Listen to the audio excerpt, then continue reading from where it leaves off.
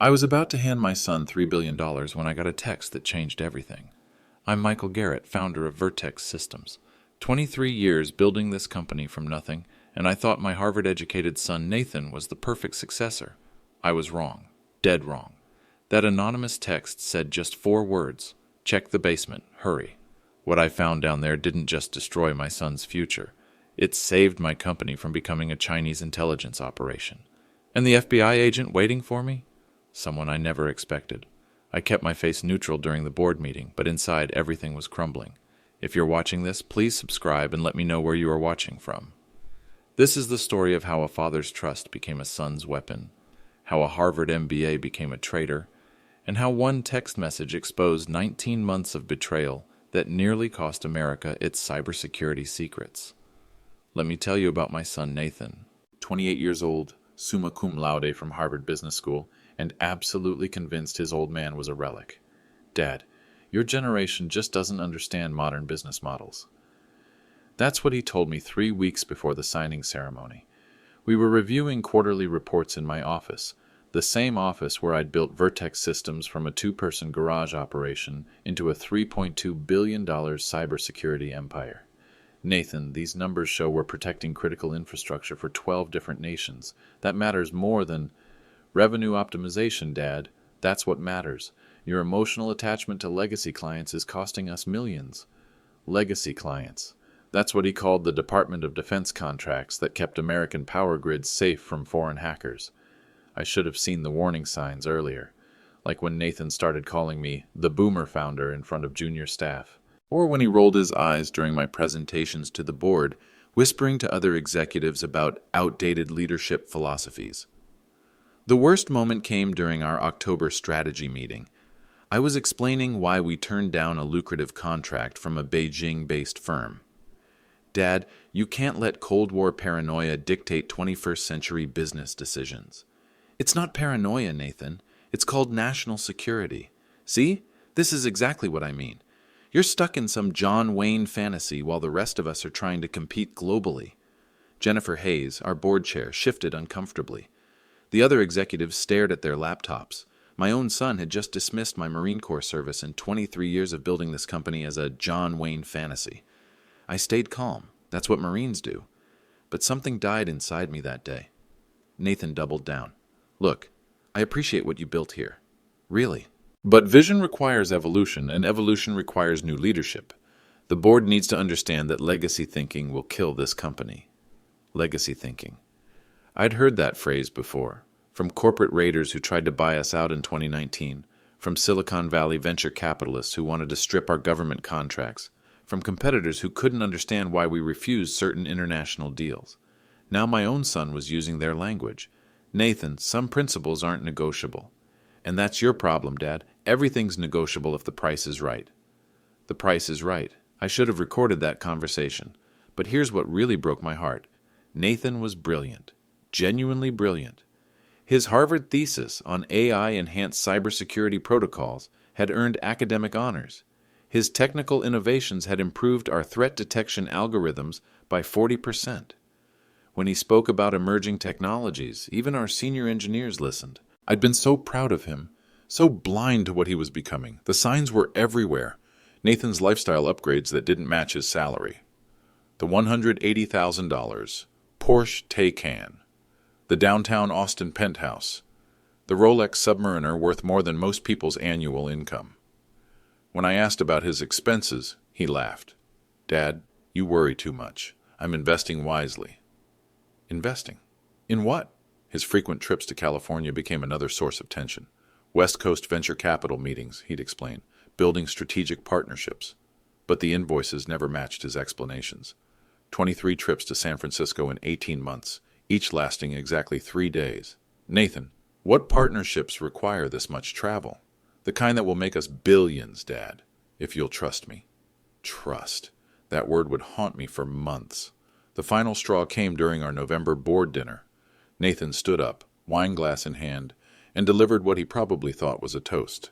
To my father, Michael Garrett, a man who built something incredible with outdated tools and obsolete thinking.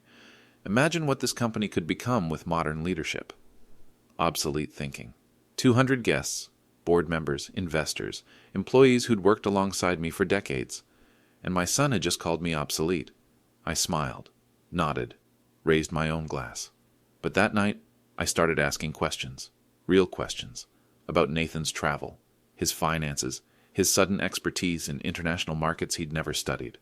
That's when everything began to unravel. You need to understand what Vertex Systems really means. It's not just a company. It's America's digital immune system.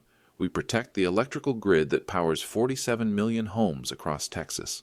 Our algorithms monitor the water treatment facilities that serve 12 major cities. When foreign hackers try to infiltrate nuclear power plants, our software stops them. When state-sponsored cyber attacks target American infrastructure, we're the shield. 23 years ago, I started this company in my garage with $50,000 from my Marine Corps savings and a simple mission: protect America from digital warfare.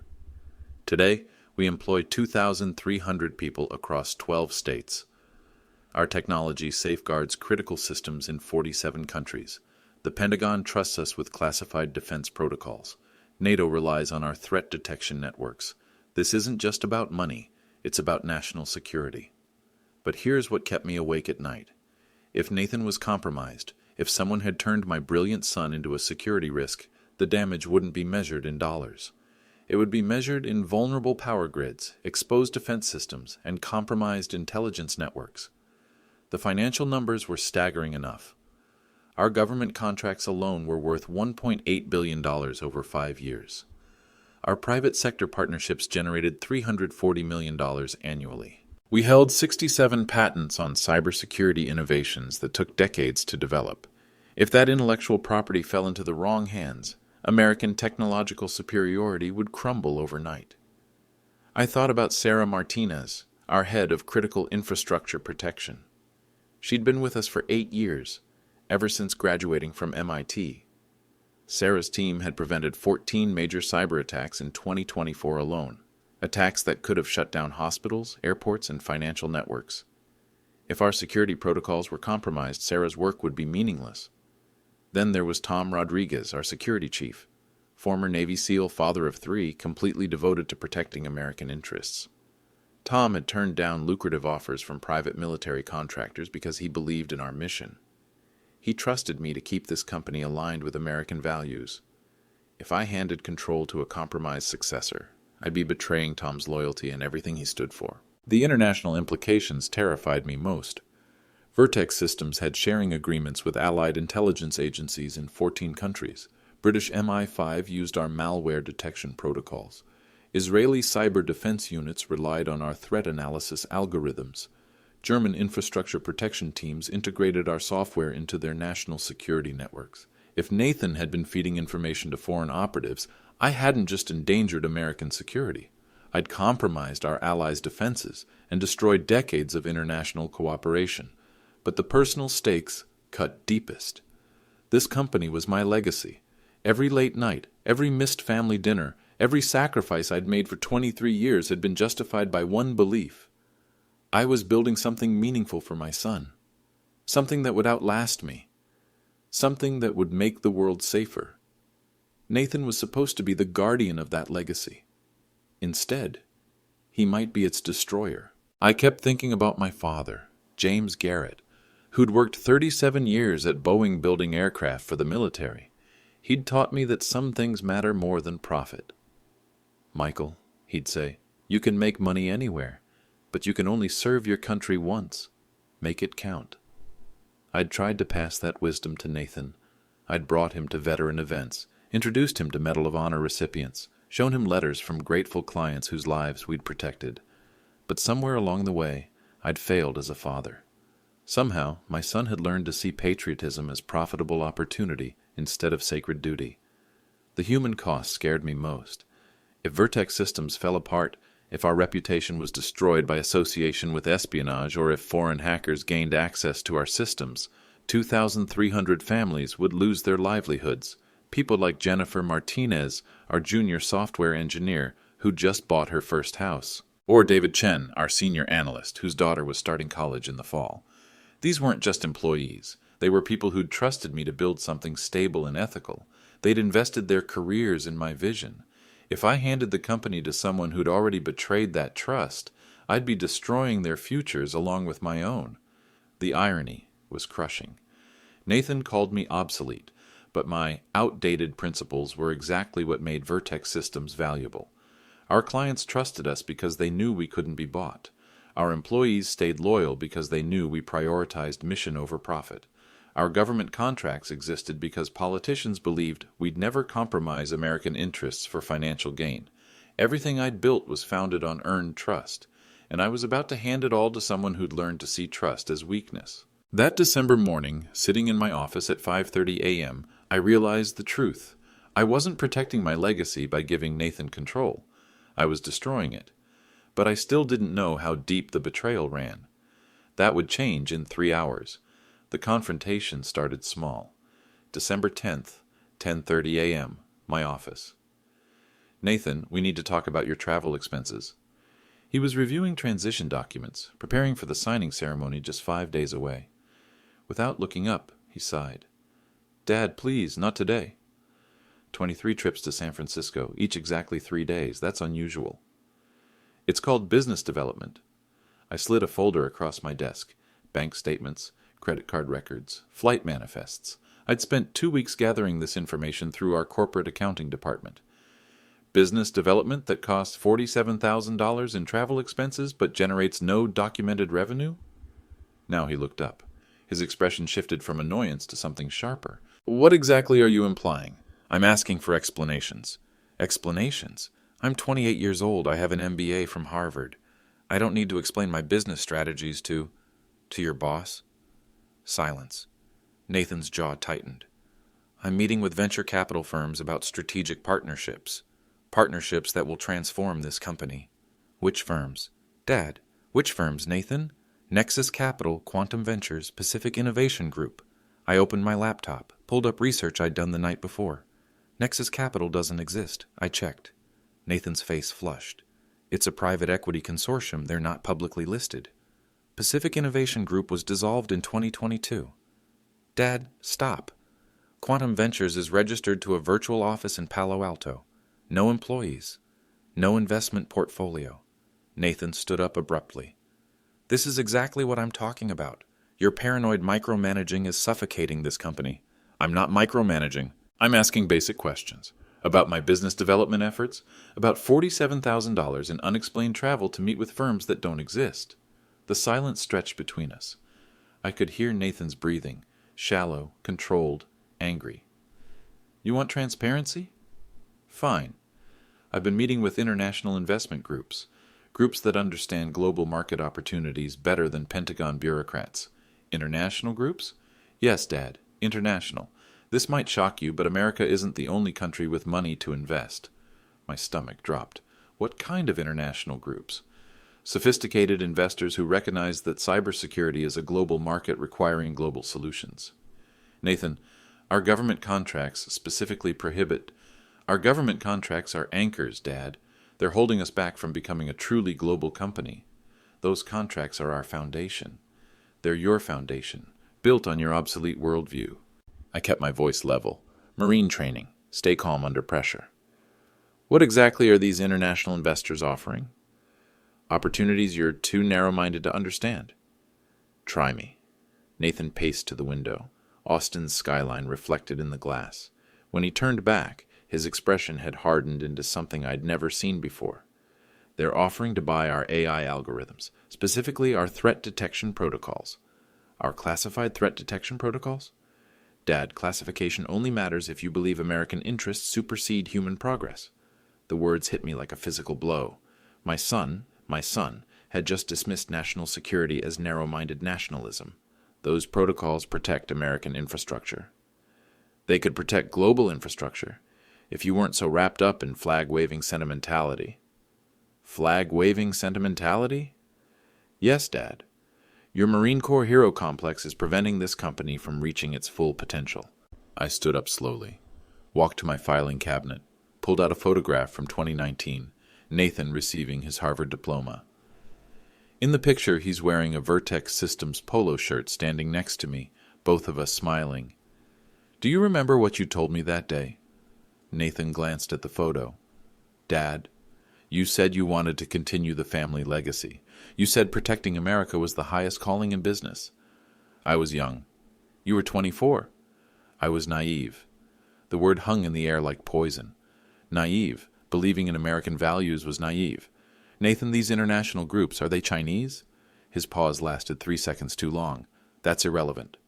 Are they Chinese? Dad, your xenophobia is showing. Are they Chinese companies? They're global consortiums with diverse backing. I felt something cold spreading through my chest. Answer the question.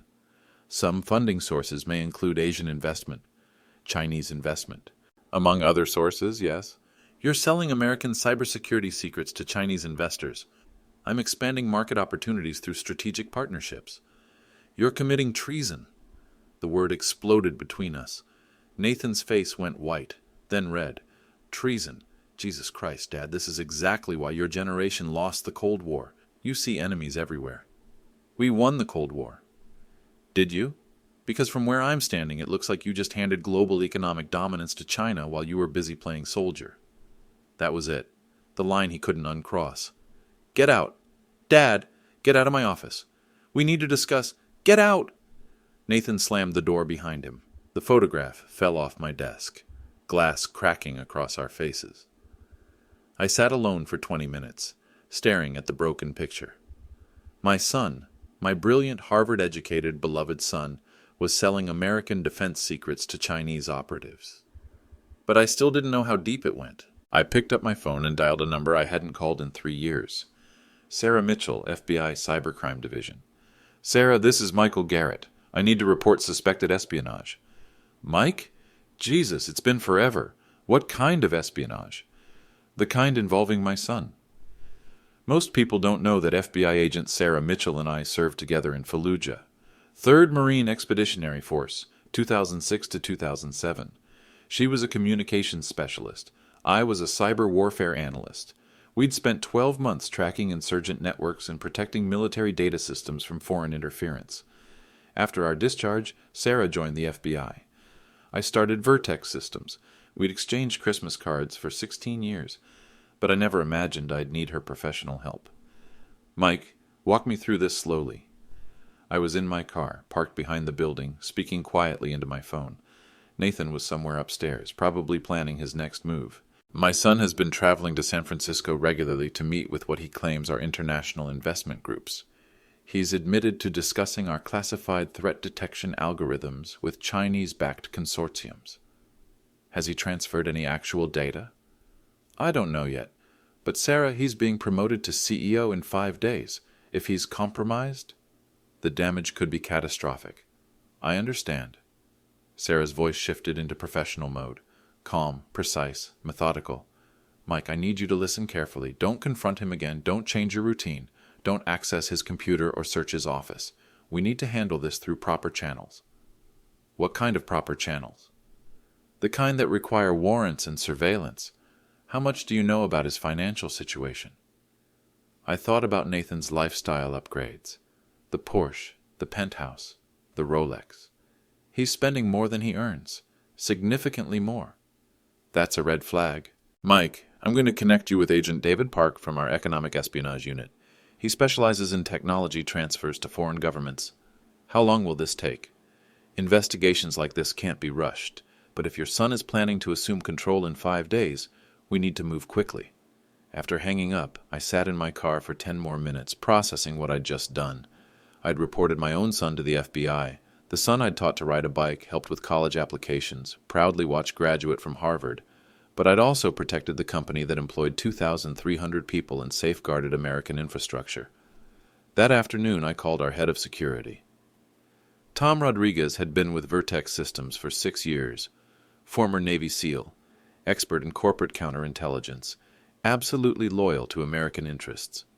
Tom, I need you to review our data access logs for the past 18 months. Specific users? Nathan's access patterns. What files he's viewed, what systems he's entered, what data he's downloaded. Tom's expression didn't change, but I saw something flicker in his eyes. Recognition. Understanding. Boss, I've been tracking some unusual network activity. Late-night access to classified databases. Large file transfers to encrypted drives. When did this start?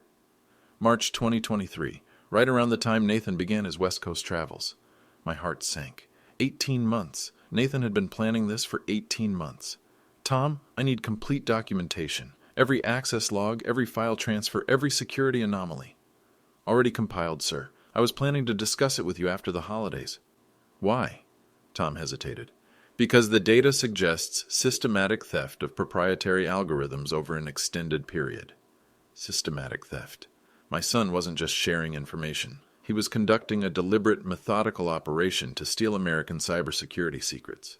Tom, keep this between us for now, but prepare a comprehensive security report.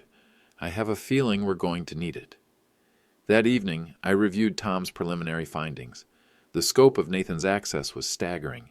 He'd downloaded 847 encrypted files containing our most sensitive algorithms. He'd copied client databases, including classified government contact information. He'd accessed NATO security protocols that were supposed to be restricted to senior leadership. But here's what really caught my attention. Nathan had been careful, methodical, professional. This wasn't amateur espionage driven by greed. This was sophisticated intelligence gathering conducted by someone with extensive training, or someone being directed by professionals. I thought about my old Marine Corps unit, the lessons we'd learned about identifying enemy operatives, the warning signs of recruited assets, the psychological profiles of Americans who betrayed their country. Nathan fit the pattern perfectly. Educated, privileged, convinced of his own superiority, resentful of traditional authority, motivated by money and status rather than principle. But he was still my son. And in 3 days, I had to decide whether to destroy his life or risk everything I'd built. The choice was already made. I just hadn't admitted it yet. December 15th, 2024. 2 p.m. The Vertex Systems boardroom, where I'd held hundreds of meetings over 23 years. Today, it would host my public execution.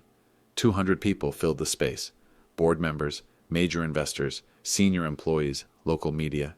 Even Austin's deputy mayor had come to witness the historic transition of a $3.2 billion company.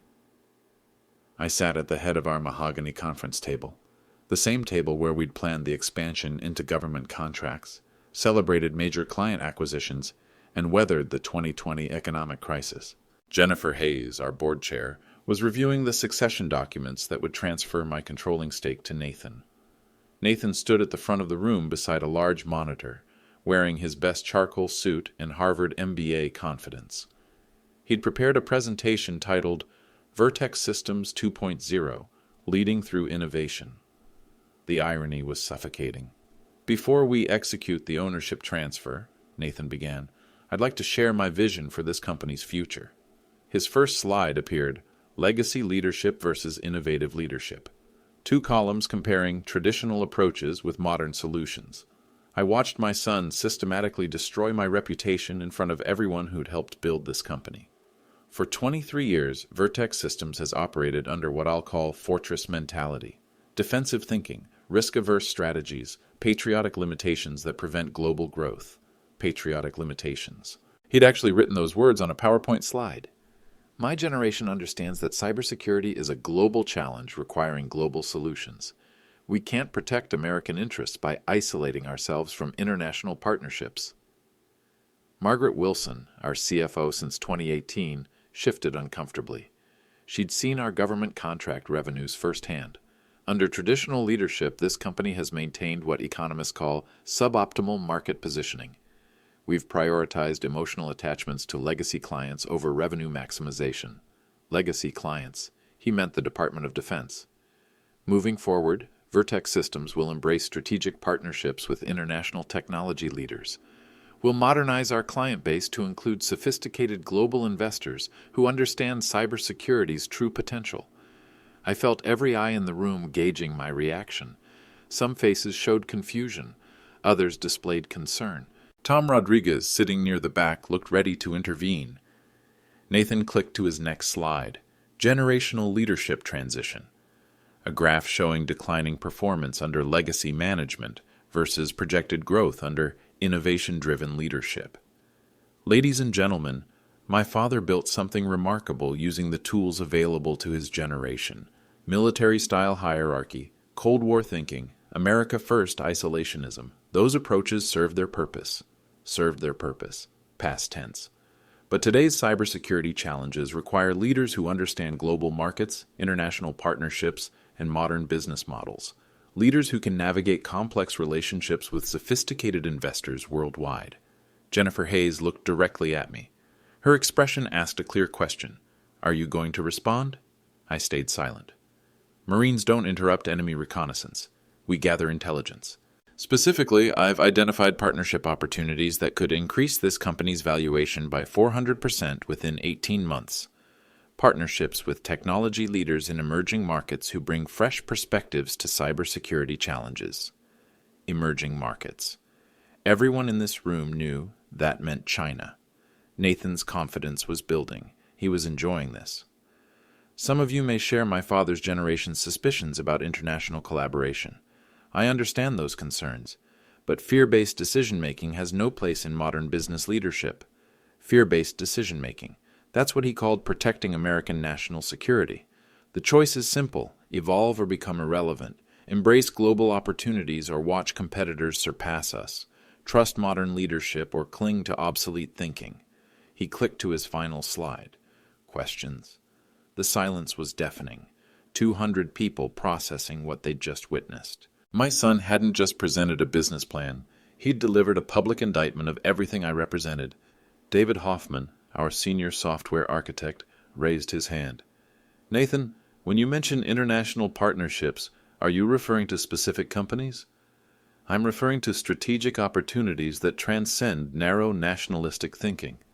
But specifically, David, I appreciate your question, but strategic planning requires confidentiality until partnerships are formalized. Tom Rodriguez stood up in the back of the room. What about our government contracts? Those relationships took decades to build. Nathan's smile turned condescending. Tom, I understand your attachment to traditional revenue streams, but we can't let sentimental connections prevent growth. Sentimental connections. Our Department of Defense partnerships were sentimental connections. Those contracts represent 60% of our annual revenue, Tom pressed. They represent 60% of our current limitations. We're going to diversify beyond government dependence. Sarah Martinez, our Infrastructure Protection Director, looked stunned. She'd spent 8 years building relationships with Pentagon cybersecurity officials. Nathan, Jennifer Hayes interrupted, perhaps we should review these strategies privately before... Jennifer, with respect, private reviews reflect the old leadership model. Transparency and bold vision require public commitment. He'd just dismissed our board chair's attempt to save his reputation. Nathan turned back to the full assembly. I want everyone in this room to understand my promise. Under my leadership, Vertex Systems will become a truly global company. We'll serve clients worldwide, embrace international partnerships, and maximize shareholder value through sophisticated business relationships. The words hung in the air like a threat. Some of you may find this transition challenging. Change always creates resistance, but I'm confident that once you see the results, you'll appreciate modern leadership principles. He looked directly at me. Any questions for current leadership before we proceed with the ownership transfer? 200 faces turned toward me. Employees who'd trusted my judgment for decades. Board members who'd invested millions based on my vision. Clients who'd relied on my integrity to protect their sensitive information. My son had just called me obsolete, outdated, and irrelevant in front of everyone who'd built this company alongside me. I stood up slowly, pulled my phone from my pocket. Actually, Nathan, I do have something to share. I held up the text message that had arrived 20 minutes earlier. Check the basement, hurry. This message arrived from an anonymous number during your presentation. Nathan's face went pale. It seems someone wants me to check our basement storage area. Since you're advocating transparency, perhaps we should investigate together. Dad, that's obviously spam. In front of everyone, right now. The room erupted in confused murmurs. Nathan's confidence cracked completely. Dad, this isn't appropriate. Neither is treason. The word exploded through the boardroom like a grenade. Everything changed. The basement of Vertex Systems had always been basic storage. File cabinets, outdated equipment, boxes of archived records. I'd only been down there twice in 5 years. Today, 30 people followed me down the concrete steps. Board members, senior staff. Tom Rodriguez with his hand instinctively moving toward his concealed weapon. Nathan walking behind everyone else, his face ashen. The basement smelled different. Electrical, warm, active. Tom, hit the lights. Fluorescent bulbs flickered on, revealing something that shouldn't exist. 24 high-end computer servers lined the far wall, each machine worth at least $15,000. Custom cooling systems hummed quietly, multiple internet connections snaked through ceiling-mounted cable management. Professional-grade networking equipment that belonged in a data center, not a storage basement. Jesus Christ, Jennifer Hayes whispered. But that wasn't the shocking part. The shocking part was Agent Sarah Mitchell standing beside the servers, wearing an FBI jacket and holding a federal warrant. Michael Garrett? That's me. Agent Sarah Mitchell, FBI Cybercrime Division. We have a federal warrant to seize these computer systems as evidence in an ongoing espionage investigation. I watched Nathan's face cycle through confusion, terror, and desperate calculation. He still thought he could talk his way out. This is a mistake, Nathan said, stepping forward. I have no idea what these machines... Nathan Garrett? Yes, but... Agent Mitchell pulled out her handcuffs. Nathan Garrett, you're under arrest for conspiracy to commit espionage, theft of classified government information, and violation of the Economic Espionage Act. The basement erupted in chaos, board members backing away, employees pulling out phones, Nathan's voice rising above the confusion. This is insane! Dad, tell them this is insane! Agent Mitchell continued reading Miranda rights while 2 additional agents emerged from behind the servers. They'd been waiting. This was a coordinated operation. You have the right to remain silent. I looked at the server farm Nathan had built in secret. 24 machines capable of storing terabytes of stolen data. Professional installation that must have cost $400,000, all funded by money I couldn't trace. Tom, I said quietly, did you know about this? No, sir. Building security cameras don't cover the basement. Of course they didn't. Nathan had planned this perfectly. Agent Mitchell finished the arrest procedure and turned to address the crowd. Ladies and gentlemen, this is an active federal investigation. I need everyone to exit the building immediately, except for Michael Garrett and designated company leadership. As people filed upstairs, I heard fragments of conversation. Can't believe Nathan was... How long has this been going on? FBI must have been watching. Mike had no idea. Jennifer Hayes remained behind with Tom Rodriguez and Sarah Martinez. Agent Mitchell waited for the basement to clear before continuing. Mr. Garrett, your cooperation with this investigation has been essential. We've been tracking your son's activities for 4 months. 4 months? Since August. Your call in December accelerated our timeline, but we already had him under surveillance. I stared at Nathan, now handcuffed and flanked by federal agents. My son. My Harvard-educated, brilliant, treacherous son. What exactly did he steal? Agent Mitchell gestured toward the servers. Preliminary analysis shows 847 classified files containing cybersecurity algorithms, client databases, and NATO security protocols. The servers contain cryptocurrency wallets holding approximately $2.1 million in untraceable digital assets. $2.1 million? Payment for information already transferred to Chinese intelligence operatives.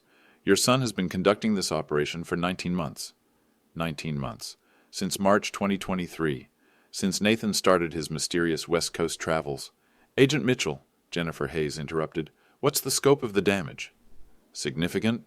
Mr. Garrett's theft included classified algorithms protecting critical American infrastructure, power grid security protocols, water treatment facility safeguards, nuclear plant cybersecurity measures.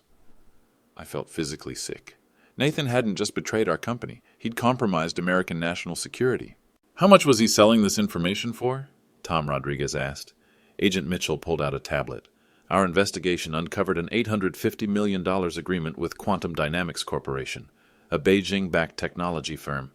Mr. Garrett was to transfer complete access to Vertex Systems' classified algorithms in exchange for cryptocurrency payments and a senior position in their American operations. $850 million. Nathan was selling out his country for $850 million. The transfer was scheduled for today, Agent Mitchell continued, immediately following his assumption of CEO authority. Today, during the signing ceremony, While I was handing him control of everything I'd built, he was preparing to hand it all to Chinese intelligence. "Dad," Nathan spoke for the first time since his arrest, his voice desperate, "you don't understand the full situation." I turned to look at him, really look at him, searching for any trace of the son I'd raised. "Explain it to me." "These aren't enemies, they're business partners. The Chinese aren't trying to hurt America. They're trying to improve global cybersecurity." By stealing classified American algorithms? By sharing technological innovations that could benefit everyone? "Nathan, they paid you $2.1 million for stolen government secrets. They invested in collaborative research opportunities. Even in handcuffs, facing federal espionage charges, my son still believed his own justifications." Agent Mitchell intervened. "Mr. Garrett, your son provided Chinese operatives with detailed schematics for American power grid protection systems. Those schematics could be used to identify vulnerabilities in critical infrastructure." I stared at Nathan. "You gave them blueprints to attack our power grid?" "I gave them information to improve international cybersecurity cooperation." "Nathan, those systems protect 47 million Americans." "Dad, you're thinking too small. This technology could protect billions of people." Too small. I was thinking too small by prioritizing American lives. Tom Rodriguez stepped forward. "Nathan, I've known you for 6 years. Watched you grow up in this company. How could you do this?" "Tom, your military background makes this hard to understand, but my military background taught me to protect American citizens from imaginary threats created by defense contractors." The basement fell silent. Nathan had just called American national security an imaginary threat created for profit. Agent Mitchell checked her watch. "Mr. Garrett, we need to transport the suspect for processing. Federal marshals are waiting upstairs."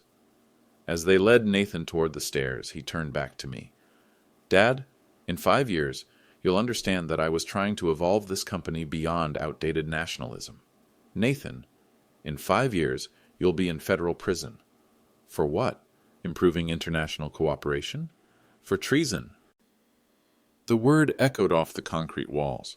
Nathan's face crumbled. For the first time, he seemed to understand the magnitude of his actions. "Dad, I never meant to hurt America." "Then why did you take Chinese money to steal classified information?" "Because I believed in a better future." "Whose future? America's or China's?" He couldn't answer. As federal agents escorted my son upstairs, I remained in the basement staring at his secret server farm. 24 machines that could have destroyed American cybersecurity. $400,000 worth of equipment purchased with Chinese intelligence money. 19 months of systematic betrayal hidden beneath my feet. Tom Rodriguez put his hand on my shoulder. "Boss, you saved the company." "Maybe, but I'd lost my son forever." Agent Mitchell approached with final paperwork. "Mr. Garrett, this investigation will continue for several months. We'll need your complete cooperation." "You'll have it." "One more thing. How did you know to call us?" I thought about the anonymous text, about Tom Rodriguez's security instincts, about my own growing suspicions. "Sometimes," I said, "experience beats education." 2 hours later, I stood in the same boardroom where Nathan had called me obsolete. Word of the arrest had spread throughout the building.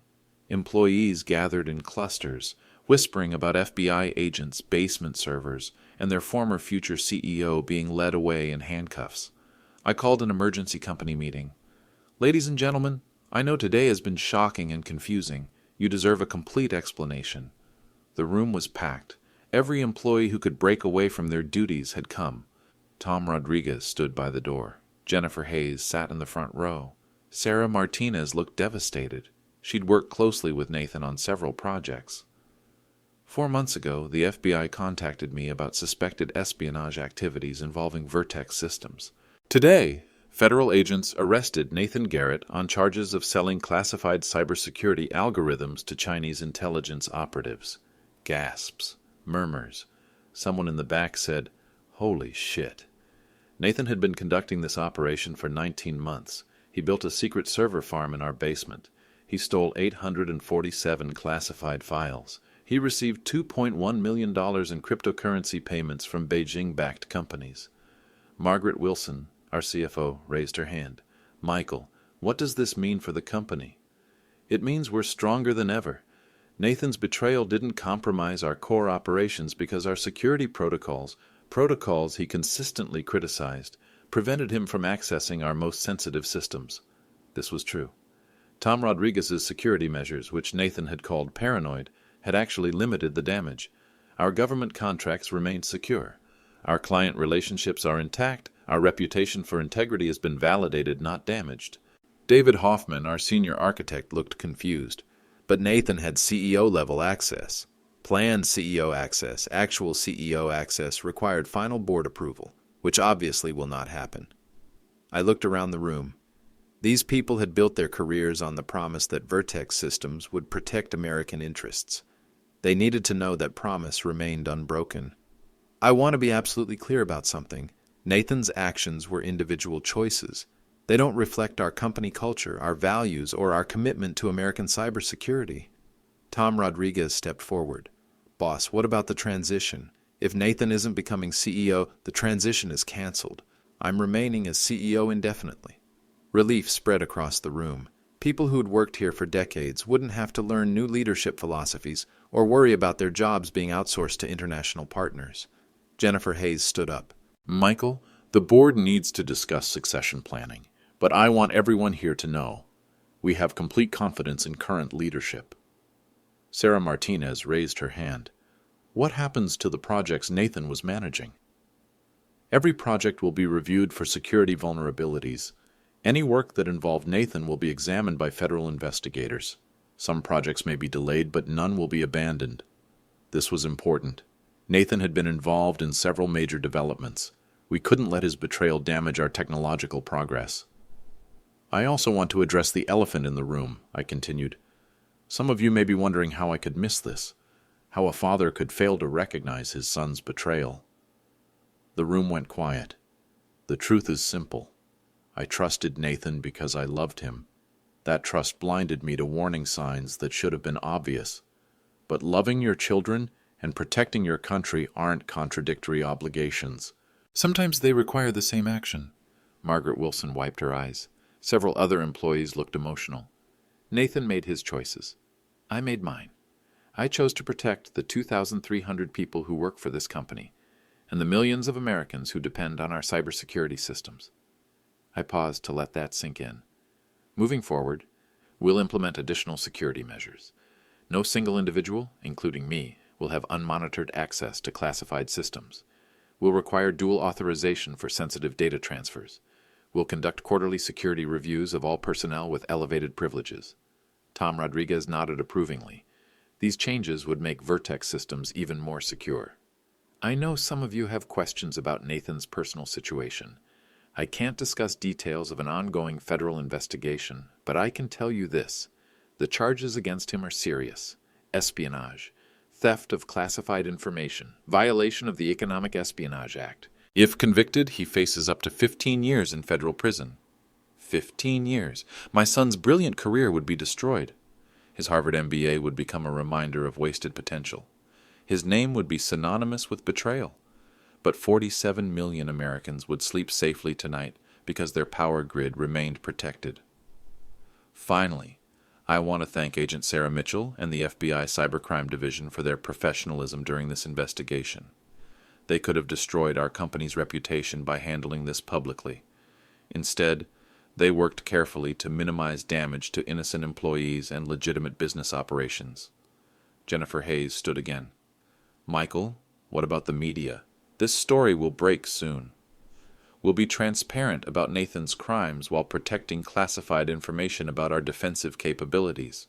Tom Rodriguez will coordinate with FBI Public Affairs to ensure accurate reporting. I looked around the room one final time. These people had trusted me to build something meaningful. I'd nearly handed their life's work to someone who would have given it away. Any other questions? Silence. Then let's get back to work. We have American infrastructure to protect. As employees filed out, Jennifer Hayes approached me privately. Michael, are you okay? I thought about the question. Was I okay? My son was facing federal prison. My family was destroyed. My faith in my own judgment was shattered. But Vertex Systems was safe. Our employees were secure. American cybersecurity remained intact. I'm fine, Jennifer. Someday I might even be proud of today. She squeezed my shoulder and left me alone in the boardroom. For the first time in months, I felt like I could breathe.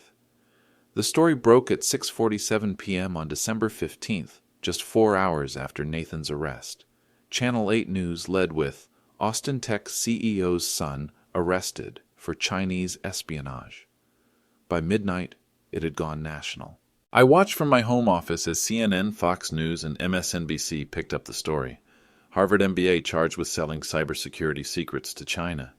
The footage showed Nathan being led from our building in handcuffs, FBI agents carrying boxes of evidence, and me declining to comment for cameras. The phone hadn't stopped ringing. Reporters, board members, government officials, even my ex-wife called from Seattle, crying about our son. But the most important calls came from our clients. General Patricia Hawkins from U.S. Cyber Command called at 11:30 p.m. Michael, we need to discuss the security implications. General, our preliminary assessment shows Nathan accessed classified algorithms, but couldn't compromise active defense systems. How certain are you? Completely certain. Our core protective protocols require dual authentication that Nathan never received. Good. We'll need full documentation, but if your assessment is accurate, this won't affect our contract renewals. Our contract renewals.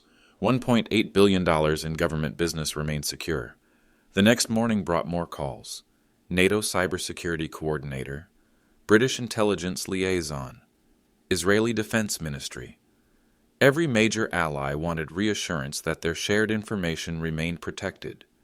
Each conversation followed the same pattern: initial concern, detailed explanation of our security protocols, and eventual confirmation that cooperative relationships would continue.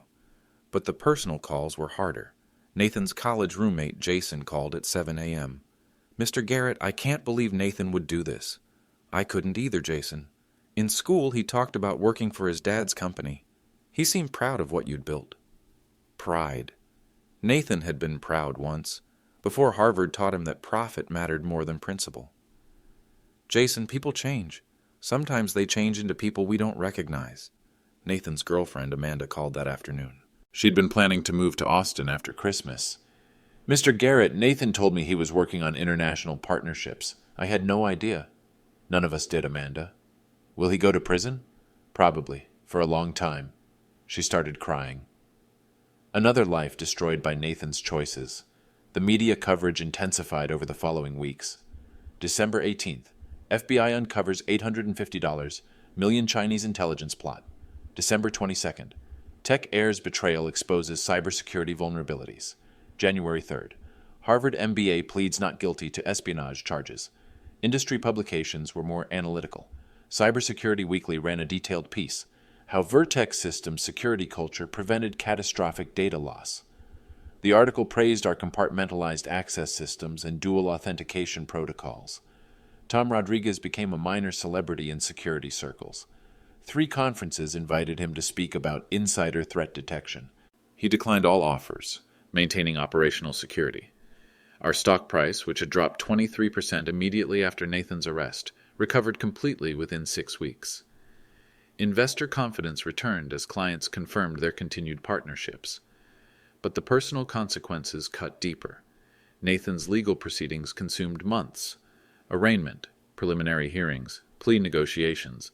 His attorney, expensive Harvard Law graduate, naturally kept pushing for reduced charges. I attended every hearing, not to support Nathan, but to demonstrate Vertex Systems' cooperation with federal prosecutors. Each appearance reinforced our commitment to justice over family loyalty. On March 15th, Nathan accepted a plea agreement, guilty to conspiracy to commit espionage and theft of classified information, in exchange for 12 years in federal prison instead of the maximum 25. The day he was sentenced, Nathan finally asked to speak with me privately.